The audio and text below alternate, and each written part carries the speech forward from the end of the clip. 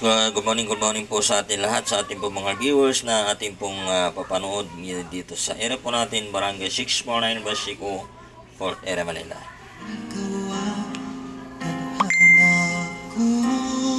Okay po, magandang umaga po sa inyo lahat. So, ating pong sisilipin ngayon morning ang dinidimulis dito sa area po natin na Barangay 649, Basico, Fort Area, Manila. Ito po, dito nila po i-ano yung tulay, sasabi lang sa tulay na patawid ng Delpan, ito po sa area na ito. Yung ating po mga kabahayan dito na binabawasan na, para dito po magaganap yung tulay na papatawid, dito po yung kanyang starting.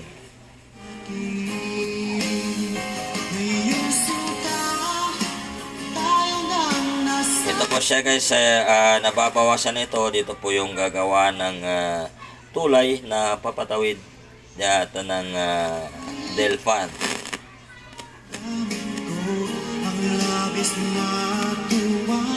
Yun lang po sa mga sabi-sabi na yung tulay ang gagawin dito na itatawid dito sa Delpan.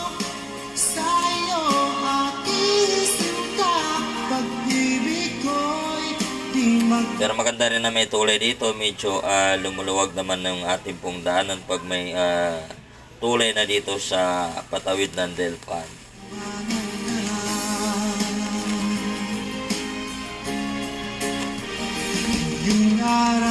So ngayon na morning, sisilipin naman natin ng dali po ng trapiko dito po sa area po ng Delpan papunta ng Fair 15 o Under Circle.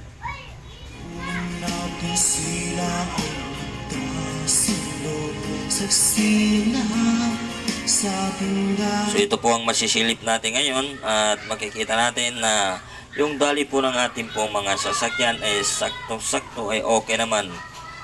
Maganda ang dali ng ating mga sasakyan, walang ka-traffic, maganda yung takbo ng mga sasakyan dito papunta ng Delpan to Fair 15 at saka papunta rin ng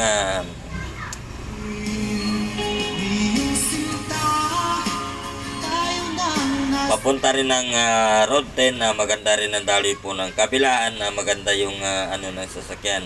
Baga wala tayong ka-traffic ngayon, maganda. So sisilipin naman natin dito sa round ball o sabi na round table o under circle, atin pong masisilip dito. So nakikita natin na talagang maluwag ang dali po rin ng mga sasakyan dito sa under circle na maganda rin. Wala rin naman ka-traffic ngayon morning. Okay, shoutout lang po sa lahat mo nanonood. Magandang umaga po sa inyo lahat.